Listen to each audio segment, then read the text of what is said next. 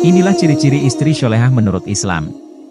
Tiada ada perhiasan yang paling indah di muka bumi ini, kecuali istri yang salehah.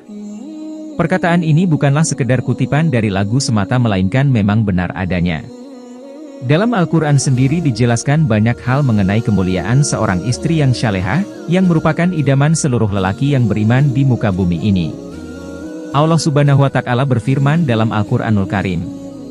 Wanita, istri, solehah adalah yang taat lagi memelihara diri ketika suaminya tidak ada dikarenakan Allah telah memelihara mereka. An-Nisa, 34. Dari ayat tersebut dapat kita ketahui bahwa istri yang solehah ialah istri yang taat kepada suami dikarenakan Allah Subhanahu wa Ta'ala. Namun, apakah hanya itu yang membuat seorang istri dinyatakan sebagai seorang istri yang solehah? Maka, berikut ini akan dijelaskan mengenai ciri-ciri istri yang solehah baik menurut Al-Quran maupun hadis, yakni 1. Taat dan bertakwa kepada Allah Subhanahu wa Ta'ala. Nabi Muhammad SAW bersabda yang artinya, wanita dinikahi karena 4 hal yakni karena hartanya, nasabnya, kecantikannya, dan karena agamanya. Maka dapatkanlah wanita yang taat beragama niscaya kamu akan beruntung. Hadis riwayat Bukhari.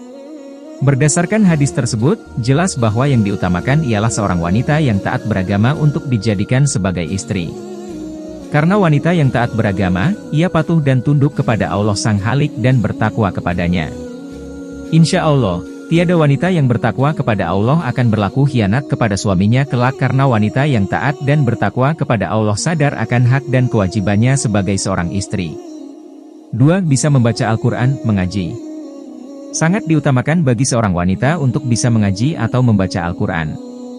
Semakin baik lagi jika mampu menghafal ayat-ayat Allah tersebut. Tidak hanya itu, mengerti dan memahami serta mengamalkan apa-apa yang terkandung di dalam Al-Quran sangat baik untuk dilakukan karena Al-Quran sendiri merupakan tuntunan hidup yang langsung diberikan oleh Allah Subhanahu wa Ta'ala kepada kita umat manusia.